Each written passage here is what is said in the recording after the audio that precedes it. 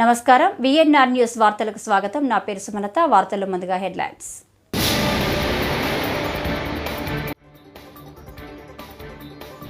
చంద్రబాబు సర్కార్కు 100 రోజులు. సీఎం అధ్యక్షతన AP cabinet భేటీ.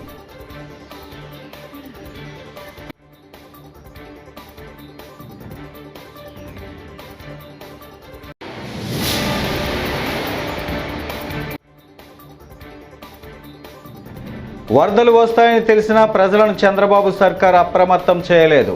మాజీ ఎమ్మెల్యే మల్లాది విష్ణు.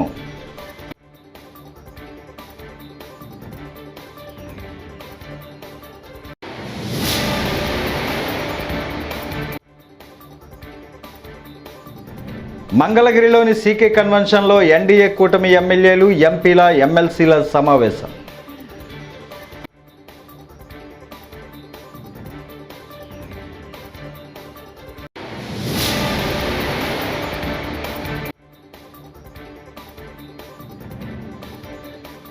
వాస్తవాలు మాట్లాడితే ఉగ్రవాది అంటారా? కాంగ్రెస్ నేత షర్మిల.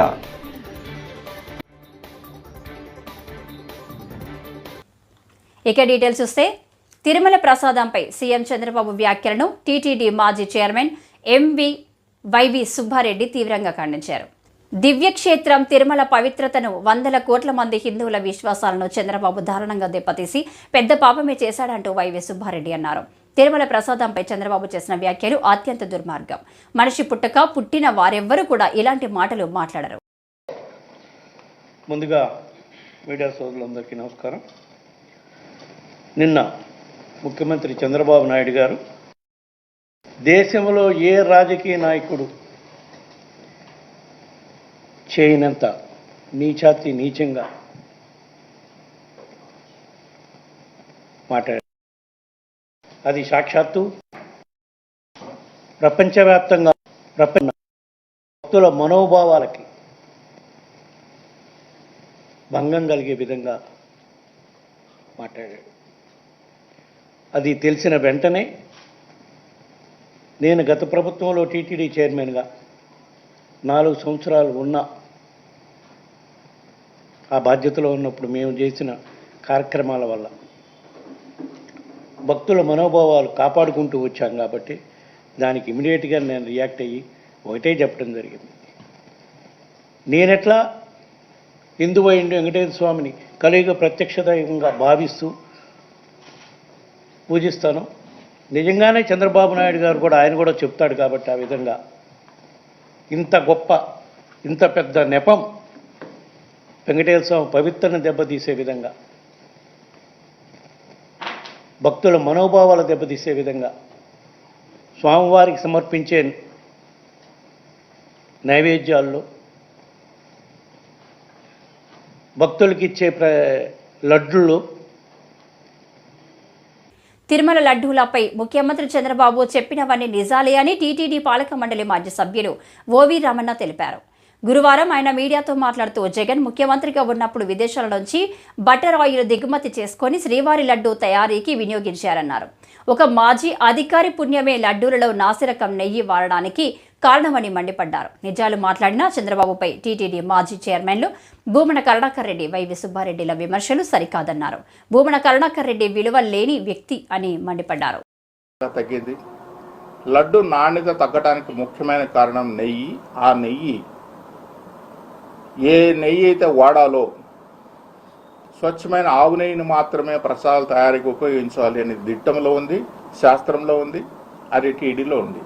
ఆ అనువాయితీని పక్కన పెట్టి జంతువుల నెయ్యితో లడ్డు ప్రసాదాలు తయారు చేశాడని ఒక స్టేట్మెంట్ ఇచ్చింది. చాలామంది జంతువుల నెయ్యి లేనిది, జంతువుల నెయ్యిలు ఎట్లా వస్తాయి, జంతువుల నెయ్యి తీసుకొస్తాడా, రాజకీయ అవసరం కోసం మాట్లాడతాడా, మనిషి పుట్టినోడు ఇట్లా మాట్లాడుతున్నాడు ఒక పెద్ద మనిషి. విలువల గురించి, ఆచారాల గురించి, మనిషి సాంప్రదాయాల గురించి విపరీతంగా మాట్లాడు ఇంకో పెద్ద మనిషి ఇక్కడే ఉన్నాడని తిరుపతిలో. ఆ పెద్ద మనిషి గురించి మాట్లాడతాడు. అసలు బుద్ధుడిని మాట్లాడుతున్నాడు అని. ఇది నిజం.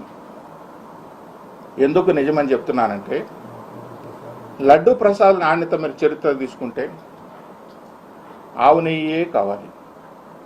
ఆవు నెయ్యి తయారు చేయగలిగే సంస్థలు ఈ భారతదేశంలో ఎక్కడున్నాయి అంటే, ఒకటి కర్ణాటక, రెండు తమిళనాడుకు సంబంధించిన ఆవు నెయ్యి ఈరోడు ప్రాంతంలో మాత్రం ఆవు నెయ్యి దొరుకుతుంది.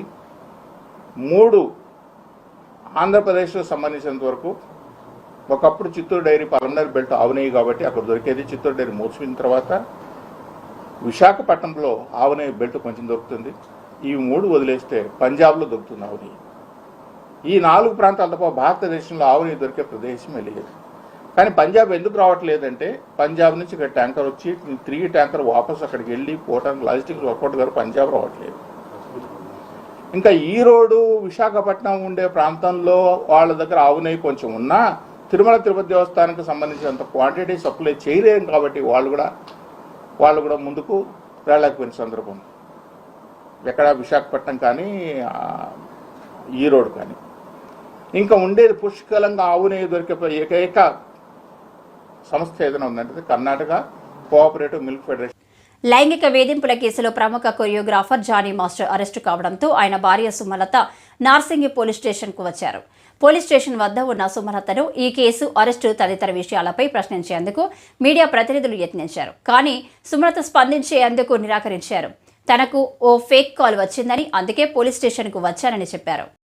జానీ మాస్టర్ ఏదైతే ఒక హిందూ అమ్మాయి పైన అత్యాచారం చేయబోయారు, చాలా చాలా హింసించారు, చిత్రహింసలకు గురి చేసి మతం మారి పెళ్లి చేసుకోవాలి అనే ఒక కోణంలో ఆయన గురించి చాలా చాలా కథనాలు విన్నాము. ఇది చాలా చాలా దుశ్చర్య. ఎందుకంటే ఒక హిందూ అమ్మాయిల్ని లవ్ జిహాద్ గురి చేస్తూ చాలా మంది చాలా రకాలుగా వేధిస్తున్నది. ఎన్నో లవ్ జిహాద్ కేసుల్ని మేము పట్టుకుంటున్నాం, వాళ్ళని కౌన్సిలింగ్ చేస్తున్నాం, తల్లిదండ్రులకు కూడా తెలియజేస్తున్నాం. అయినప్పటికీ చాలా వరకు వాళ్ళ వైపు మొగ్గు చూపుతున్నారు.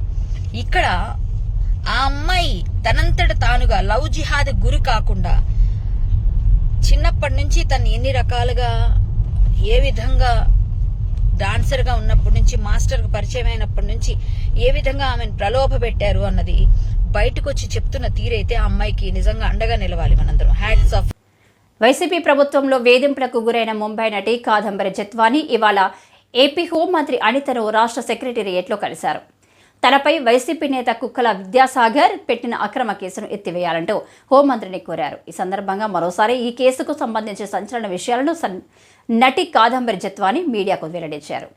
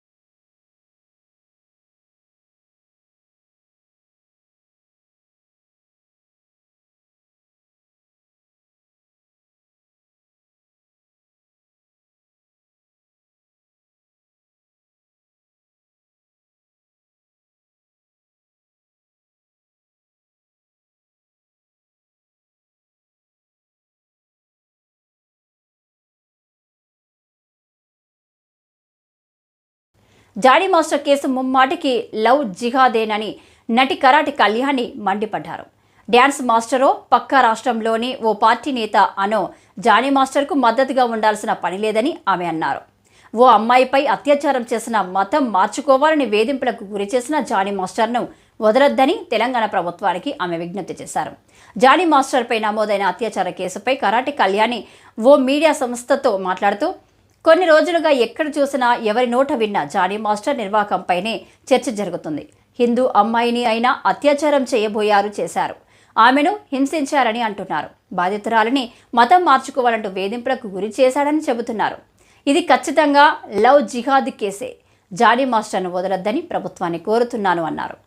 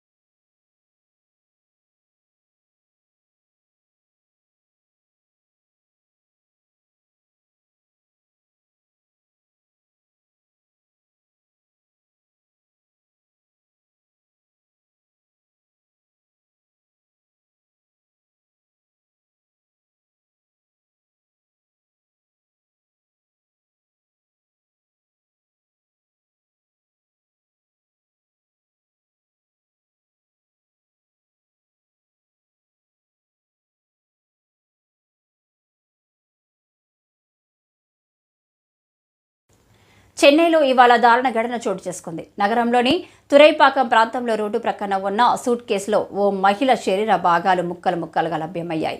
ఈ మేరకు కేసు నమోదు చేసుకున్న పోలీసులు సీసీ ఫుటేజ్ ఆధారంగా విచారణ చేపట్టారు. ఆ మహిళ మాధవరానికి చెందిన దీపా అలియాస్ వెల్లై అమ్మల్ గుర్తించారు. శివగంగ జిల్లాకు చెందిన మణికందన్ అనే వ్యక్తి ఈ హత్య చేసినట్టు గుర్తించిన పోలీసులు అతడిని అదుపులోకి తీసుకుని విచారిస్తున్నారు.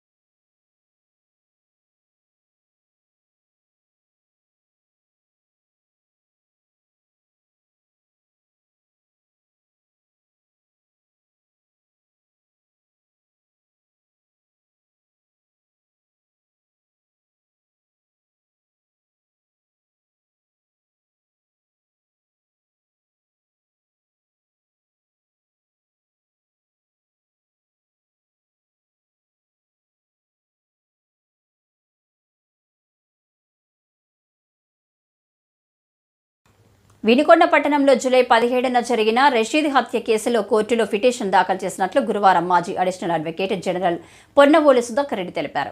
రషీద్ హత్య వెనుక నుంచి నడిపించిన వారి పేర్లను కేసులో పోలీసులు నమోదు చేయలేదన్నారు. ప్రధాన నిందితుల పేర్లను కేసులో నమోదు చేయాలని వినుకొండ జూనియర్ సివిల్ జడ్జి కోర్టులో పిటిషన్ దాఖలు చేసినట్లు సుధాకర్ రెడ్డి తెలిపారు.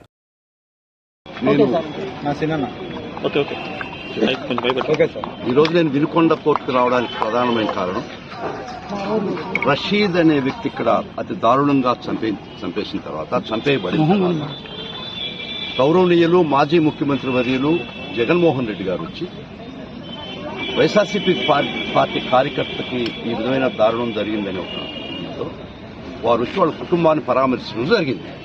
అది అందరికీ తెలిసిన విషయం, వాళ్ళు ముఖ్యంగా కుటుంబ సభ్యులకి కాదు. అప్పుడు జగన్మోహన్ రెడ్డి గారు ఒక మాట చెప్పారు, పోలీస్ పరంగా కానీ న్యాయపరంగా కానీ మీరేమన్నా చిక్కులు ఉండి సరైన పందాలో కేసు నడవకపోతే ఆ కేసు న్యాయపరంగా ఏ విధంగా చేయాలో ఆ విధంగా నేను చేయిస్తానని ఒక మాట జగన్మోహన్ రెడ్డి గారు ఆ కుటుంబానికి ఇవ్వడం జరిగింది.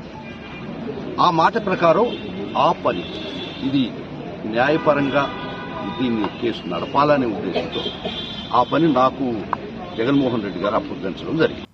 కూటమి ప్రభుత్వం ఆధ్వర్యంలో బుధవారం జరిగిన ఎన్డీఏ శాసనపక్ష సమావేశంలో డిప్యూటీ సీఎం పవన్ కళ్యాణ్ అన్న క్యాంటీన్లపై కీలక వ్యాఖ్యలు చేశారు. ఎంతో మంది పేదల ఆకలి తీర్చే ఎన్టీఆర్ అన్న క్యాంటీన్లను తీసేయడానికి జగన్కు మనసు ఎలా వచ్చిందని పవన్ ప్రశ్నించారు.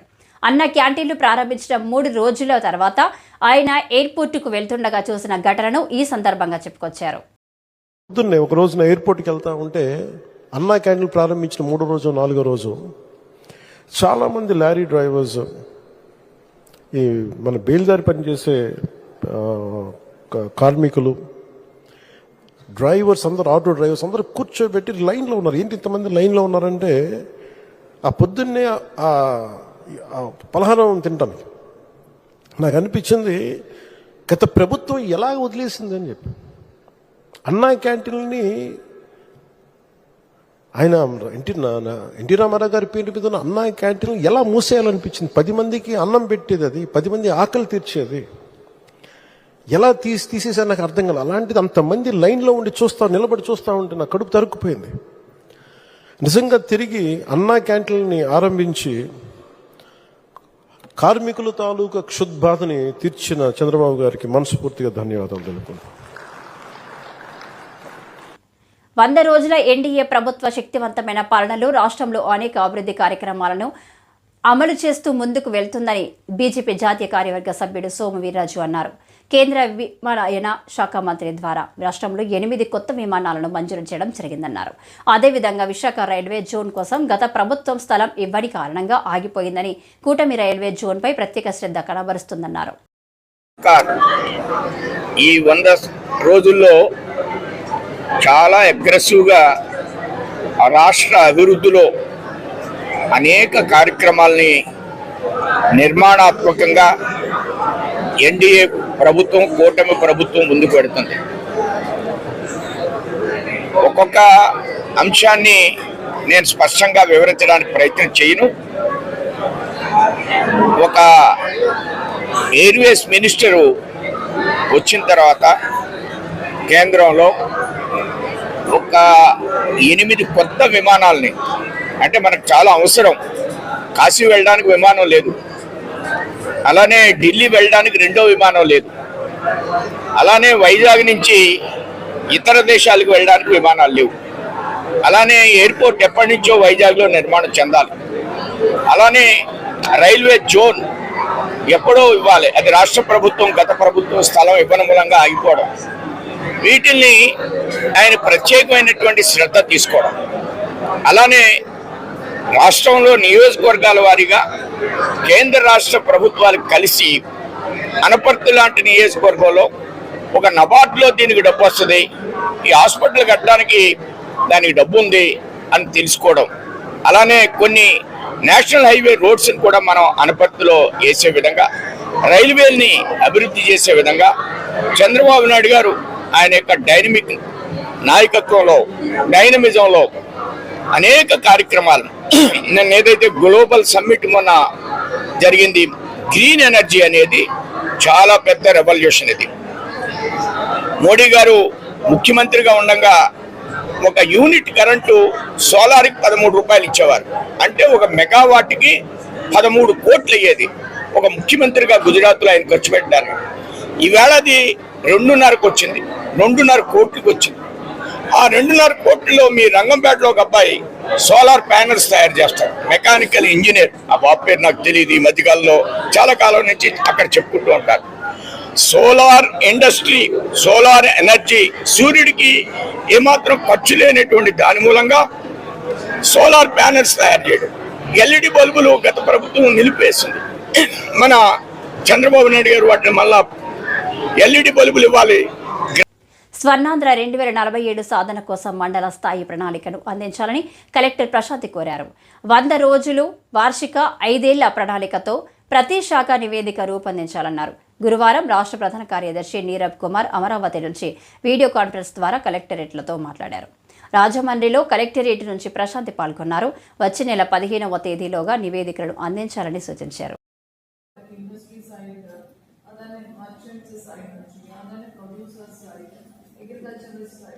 వాళ్ళందరినీ కూడా మనం ఇన్వాల్వ్ చేస్తూ డిఫరెంట్ కైండ్ ఆఫ్ ఓరియంటేషన్ చేయాలి. This is one work. So vision state లెవెల్లో ఏదైతే విజన్ డాక్యుమెంట్ని పబ్లిష్ చేశారో దాని మీద కన్సెన్సస్ని డెవలప్ చేయడం from student community to the top level అని పబ్లిక్ రిప్రజెంటేటివ్స్. ఇందులో పార్ట్గా మీరు గ్రామ సభాస్ కూడా కండక్ట్ చేసుకోవాల్సి వస్తుంది. Second aspect is preparation of 5 years plans. So preparation of 5 years plans వచ్చేటప్పటికి మీకు ఆల్రెడీ డిస్ట్రిక్ట్ ఆఫీసర్స్ అందరికీ కూడా స్టేట్ లెవెల్ ట్రైనింగ్ అయింది. సో ప్రతి డిపార్ట్మెంట్ కూడా వాళ్ళ ప్రయారిటీస్ ఫిక్స్ చేసుకుంటారు. సో మీకు ఏదైతే ప్రయారిటీస్ మీ డిస్ట్రిక్ట్లో ఇచ్చారో ఆ ప్రయారిటీస్ అంటే స్టేట్లో ఇచ్చారో ఆ ప్రయారిటీస్ మన డిస్ట్రిక్ట్లో ఇన్కార్పొరేట్ చేయాలి. ఈ నెల 27న ద్వారకా తిరుమల శ్రీకృష్ణ యాదవ కళ్యాణ మండపంలో రైతు సంఘం ఆధ్వర్యంలో రాష్ట్ర రైతు సదస్సు 27 నుండి 29 వరకు రాష్ట్ర రైతు శిక్షణ తరగతులు నిర్వహిస్తున్నామని రైతు సంఘం రాష్ట్ర ఉపాధ్యక్షులు మర్రాపు సూర్యనారాయణ చెప్పారు. స్థానిక యూటీఎఫ్ భవనం వద్ద గురువారం జరిగిన సమావేశంలో ఆయన మాట్లాడారు. 3 రోజుల పాటు జరిగే శిక్షణ తరగతులను జయప్రదం చేయాలని విజ్ఞప్తి చేశారు. మర్రాపు సూర్యనారాయణ, ఆంధ్రప్రదేశ్ రైతు సంఘం రాష్ట్ర ఉపాధ్యక్షులు. ఈరోజు రాష్ట్రంలో వ్యవసాయ సంక్షోభం ఉన్నది తీవ్రత కొనసాగుతూ ఉన్నది. ప్రధానంగా ఈ ఖరీఫ్ సీజన్ ప్రారంభం దగ్గర నుంచి వ్యవసాయంలో పెట్టుబడులు పెట్టి 90 రోజులు వ్యవసాయం సాగించిన తర్వాత వచ్చిన వరదల వల్ల రైతాంగం తీవ్రంగా నష్టపోయారు.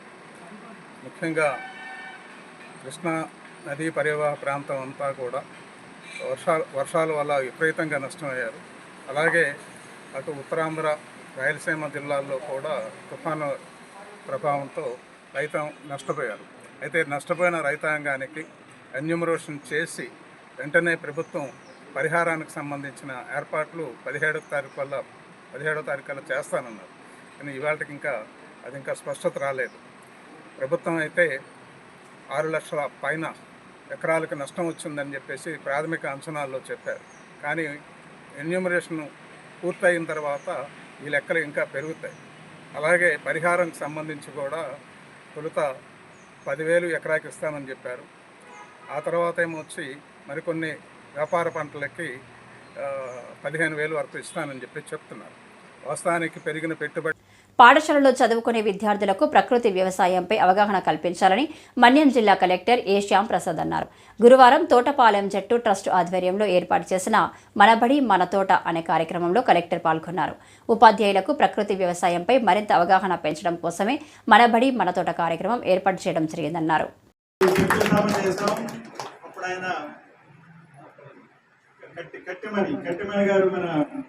రకరకాల వెస్టర్న్ ఫుడ్స్, జంక్ ఫుడ్స్ అలవాటు పడి అన్ని మన పొట్టలో ఇనాగ్రేషన్ కూడా మనం చేసుకోవడం జరిగింది. రెండో కార్యక్రమం టీచర్లందరూ కూడా బడి తోట మన సో ఉపాధ్యాయుల్లో కొంత ఇంకా స్కిల్ అనేది పెంచాలి, వాళ్ళలో కూడా కొత్త విషయాల మీద అవగాహన కల్పించాలనే సదుద్దేశంతో ఈ మనబడి మన తోట ప్రకృతి వ్యవసాయం మీద మీకు కూడా అలవాటు చేయాలి అనే విషయం మీద ఈ యొక్క తరగతులు నిర్వహించడం జరుగుతుంది. అండ్ దీనికి జట్టు సంస్థ వారు, విద్యాశాఖ వారు చాలా చాలా ముందుండి నడిపిస్తున్నారు. ముఖ్యంగా మీకు కృతజ్ఞతలండి. అంటే మాకు ఒక ఆలోచన ఏంటంటే స్కూల్లో ఇక్కడ రక్తహీనత ఎక్కువగా ఉంటుంది. విద్యార్థుల్లో కూడా ఈ ట్రైబల్ ప్రాంతాలు ఉన్నాయి, కొన్ని మామూలు ప్రాంతాలు ఉన్నాయి, మైదాన ప్రాంతాల్లో కూడా చాలా మంది ఆహారపు అలవాటు వల్ల కావచ్చు రక్తహీనతతో చాలా మంది బాధపడుతున్నారు. సో వాళ్ళకి పౌష్టికాహారం అంటే కేవలం మనం అనుకుంటాం రైస్, సాంబార్ నీళ్ళు ఏవో చేస్తే అయిపోయింది మిడ్ డే మీల్ అయిపోయింది మామ అనిపించడం అనేది కాకుండా గవర్నమెంట్ కొంత ఎగ్ సపోర్ట్ ఇస్తున్నారు, చిక్కీస్ ఇస్తున్నారు. ఇన్ అడిషన్ టు దట్ మనం స్థానికంగా స్కూల్లో ఉన్నటువంటి ఖాళీ ప్రదేశాల్లో ఏదైనా ఆకుకూరలు కానీ కూరగాయల మొక్కలు కానీ పెంచి తద్వారా పిల్లలకి మెనూలో దాన్ని భాగం చేస్తే మంచి ఆహారం. అడిగిన వెంటనే పార్టీలోకి ఆహ్వానించిన జనసేన అధినేత పవన్ కళ్యాణ్ కు కృతజ్ఞతలు తెలుపుతున్నట్లు మాజీ మంత్రి బాలినేని శ్రీనివాసరెడ్డి తెలిపారు. మంగళగిరిలోని పార్టీ కార్యాలయంలో పవన్తో భేటీ అనంతరం ఆయన మీడియాతో మాట్లాడారు. త్వరలో ఒంగోలులో కార్యక్రమం ఏర్పాటు చేసి పవన్ సమక్షంలో జనసేనలో చేరనున్నట్టుగా బాలినేని తెలిపారు. గతంలో తనను ఎన్ని ఇబ్బందులు పెట్టినా వైకాపాను వీడలేదని చెప్పారు. జగన్ను నమ్మి ఆస్తులు పోగొట్టుకున్నట్లు తెలిపారు. వైకాపాలో తాను ఏడ్చిన రోజులు ఉన్నాయని బాలినేని చెప్పారు. మరి ఈరోజు ఆయన అడగానే నన్ను పార్టీకి ఆహ్వానించినందుకు పవన్ కళ్యాణ్ గారికి నా ధన్యవాదాలు తెలుపుకుంటా ఉన్నాం. అలాగే ఒంగోలు రమ్మంటే తప్పకుండా వస్తాను, డేట్ ఫిక్స్ చేయమని చెప్పి చెప్పడం జరిగింది. మరి 2 డేట్లు మంచి రోజు చూసి డేట్లు ఇవ్వడం జరుగుతుంది. త్వరలోనే ఆ డేట్లు కూడా పెట్టి మరి ఒంగోలులో ఆ కార్యక్రమాన్ని పెట్టి పార్టీలో చేర్తామని చెప్పి కూడా తెలియజేసుకుంటూ, జగన్మోహన్ రెడ్డి గారిని కలవటానికి నేనేమి వ్యాపారాల కోసం కలగలే. కేవలం ప్రజల యొక్క పరిస్థితులను చూసి వాళ్ళ అవసరాలు బట్టి మనం పోయి కలిసాము తప్ప దాన్ని కూడా వక్రీకరించి నిన్న ఒక సాయి ఉన్నాడు, సాయి అని ఒక జర్నలిస్ట్ యూట్యూబ్లో జగన్ గారిని కలిసి బ్లాక్మెయిల్ చేసి డబ్బులు అడుగుతా ఉన్నాడు. నేను అడుగుతా ఉన్నా ఈ వేదిక నుంచి జగన్మోహన్ రెడ్డి గారిని, ఆ సాయి గారినే అడగమని పోయి ఆయన జగన్మోహన్ గారిని ఎప్పుడన్నా డబ్బులు అడిగానేమోనని. నా ఆస్తులు బాగొట్టుకున్నాను తప్పితే ఆయన దగ్గర ఏమి నేను ఆశించలా. రాజకీయంగా నాకు అన్యాయం జరిగింది. సరే ఇవన్నీ ఇప్పుడు ఏదో బయటకు వచ్చి మాట్లాడటం కరెక్ట్ కాదు. వాళ్ళు ఏమైనా మాట్లాడితే అప్పుడు నేను స్పందిస్తా, ఏం జరిగినాయి కూడా అన్నీ చెప్తా. ఎందుకంటే రాజకీయంగా ఇప్పుడు ఏదో బయటకు వచ్చి విమర్శించడం నాకు మొదటి కరెక్ట్ కాదు. వాళ్ళు ఎవరన్నా రాంగ్గా రేపు స్పందిస్తే మటుకి మొత్తం ఏం జరిగినాయి కూడా పబ్లిక్గా తెలుపు. ఓపెన్గా చెప్పాను, నేను ఏ డిమాండ్ పెట్టలేదు, నాకు ఆ పదవి ఏమని చెప్పలేదు, ఏమీ లేదు. పవన్ కళ్యాణ్ గారు ఒకటే చెప్పారు, మనం కలిసి పనిచేద్దాం, నేను అన్ని బాగా చూసుకుంటాను అని చెప్పాడు. అంతే, మేము అడగలేదు. నేను పవర్ కోసం ఎప్పుడు పాకులాడలేదు. పవర్ కోసం పాకులాడితే ఆ రోజు మంత్రి పదవి వదులుకునేవాడిని కాదు. 4 years కంబైన్డ్ స్టేట్లో మైన్స్ మినిస్టర్గా ఉన్నాను. ఒక్క నిమిషం ఆలోచించుకుంటూ వచ్చాం.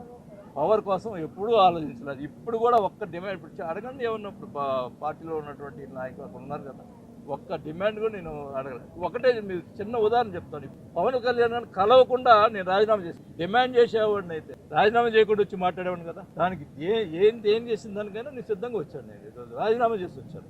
ఇప్పుడు కూడా చెప్తున్నా, ఇప్పుడు ఓపెన్గా చెప్తున్నా, నాకు ఇప్పుడే చెప్తున్నా, రాజశేఖర రెడ్డి గారు రాజకీయ భిక్ష పెట్టాడు, ఆయన కుటుంబం కదా అని చెప్పి భరాయించాను. కొన్ని రోజులు ఏడ్చుకునే రోజులు ఉన్నాయి, నా కళ్ళ నీళ్లు కూడా ఇనిగిపోయినాయి. అదే పరిస్థితి అది. అయినా కూడా రాజశేఖర్ గారు గుర్తుకొచ్చేవాళ్ళు, మా ఫ్యామిలీకి అట్లా గుర్తుకొచ్చేది. కానీ ఈరోజు ఎన్ని రకాలుగా ఇంకా ఆయన మారల. ఆ కోటరీతోనే నడుస్తూ ఉంది, మళ్ళీ అదే కోటరీ నడుపుతా ఉన్నాడు. ఎక్కడ కూడా అందరూ చూస్తూనే ఉన్నారు, మరి ఏం మార్చలేదు. అదే సిస్టమ్, అదే కథ. నేను ఎప్పుడు కూడా అందరూ అనేవాళ్ళు, మేకపాటి రాజమోహన్ వీళ్ళందరూ కూడా అనేవాళ్ళు, వాసు నువ్వు ఒక్కడివే ఆయనతో మాట్లాడి గట్టిగా మాట్లాడేవాడు అని. నేను అన్నీ కూడా ప్రజల్లో జరుగుతున్నటువంటి లోటుపాట్లు నేను అన్నీ కూడా చెప్పేవాడిని. దానికని ఆయన నన్ను ఇదేంది నెగిటివ్గా చెప్తాను. ఈ వార్తలు ఇంతటితో సమాప్తం. నమస్కారం.